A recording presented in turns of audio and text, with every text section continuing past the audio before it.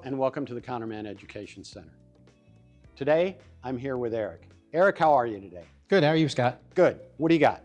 Well, I'm doing some electrical repairs and I need some more butt connectors. I've got a heat shrink connector here, but what do you have and what do you think about butt connector versus soldering? You know, I think these are very, very useful, especially on a wire that might be moving around where a solder connection is much tighter and much more rigid. These will give you the ability to absorb a little more of the movement, if you will. The other beauty of this is that it is heat shrink, as you indicated, and moisture will not get in because this will, once you heat this will actually shrink down against the wires. So that's actually a very good choice. Comes in a lot of different sizes, 16, 18, 14 gauge. Solder will give you a tighter bond and it will give you better connectivity, but it will be more subject to vibration problems and potentially break free later. And solder does age over time.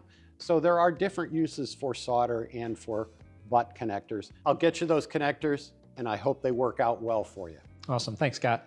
All right, thanks for being with us and we'll see you next time on the Counterman Education Center.